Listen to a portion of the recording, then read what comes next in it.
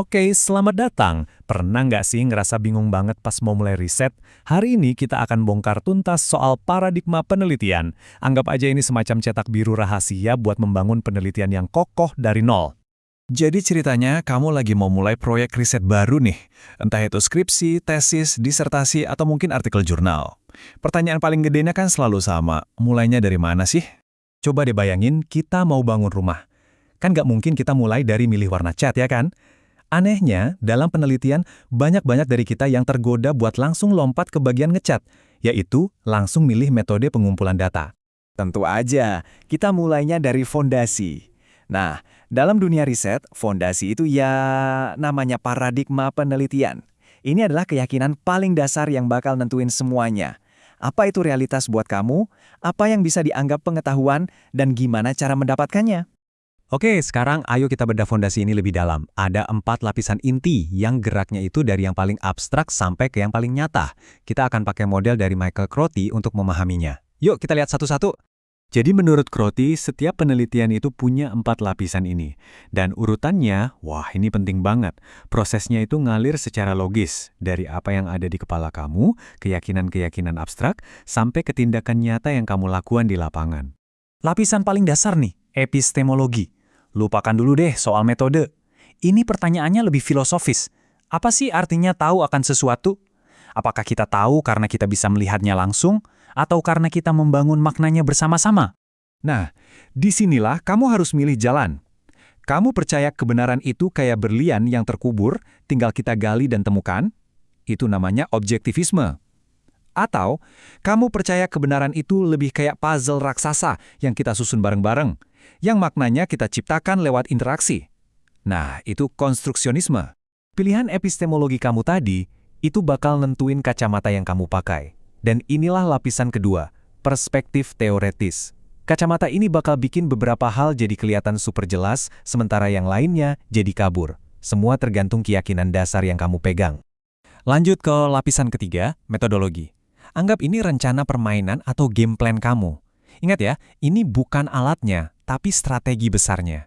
Kalau main catur, metodologi itu strategi kamu buat menang, bukan sekedar cara menggerakkan pion satu persatu.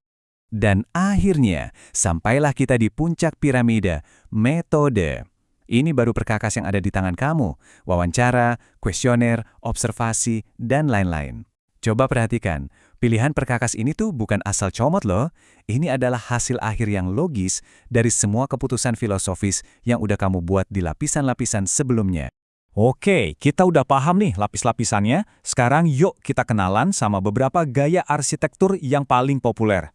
Anggap aja ini kayak paket-paket siap pakai yang bisa kamu pilih buat membangun rumah penelitian kamu.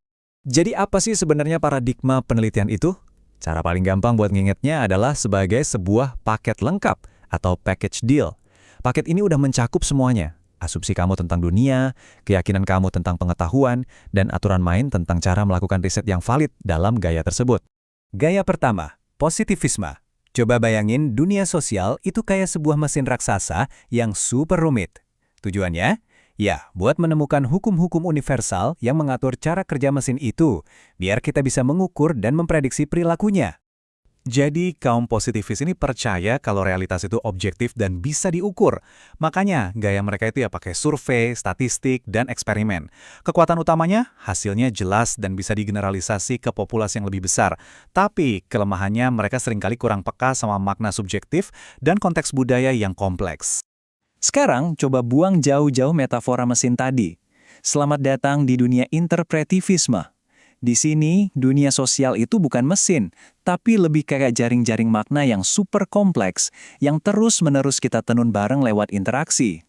Buat para interpretivis, nggak ada tuh yang namanya satu realitas tunggal, yang ada cuma persepsi-persepsi yang berbeda. Makanya mereka seneng banget pakai wawancara mendalam atau etnografi. Tujuannya bukan buat generalisasi, tapi buat dapat pemahaman yang kaya dan mendalam. Mereka pengen dengar cerita kamu, bukan rata-rata cerita semua orang.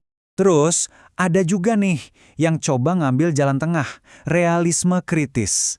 Mereka bilang, tunggu dulu, realitas objektif itu emang ada, tapi kita nggak bisa ngelihatnya langsung. Kenapa? Soalnya realitas itu berlapis-lapis, persis kayak bawang. Jadi, di lapisan paling luar ada hal-hal yang bisa kita amati dengan panca indera kita. Di bawahnya lagi, ada peristiwa yang sebenarnya terjadi, entah kita amati atau enggak. Tapi yang paling dalam, dan ini yang paling penting buat realis kritis, adalah struktur-struktur tak terlihat. Mekanisme tersembunyi yang jadi penyebab semuanya. Nah, misi mereka itu ngebongkar lapisan-lapisan ini, buat ngejawab pertanyaan, kenapa sih ini bisa terjadi? Oke, kita udah ngomongin banyak teori ya. Mungkin kamu sekarang nanya, terus kenapa? Kenapa juga saya harus pusing-pusing mikirin ini semua? Nah, ini dia jawabannya. Karena milih cetak biru yang tepat itu bakal nentuin nasib seluruh bangunan penelitian kamu. Setidaknya ada 4 alasan utama. Pertama, ini ngasih legitimasi ke kerjaan kamu. Kamu bisa bilang, riset saya valid karena fondasinya kuat.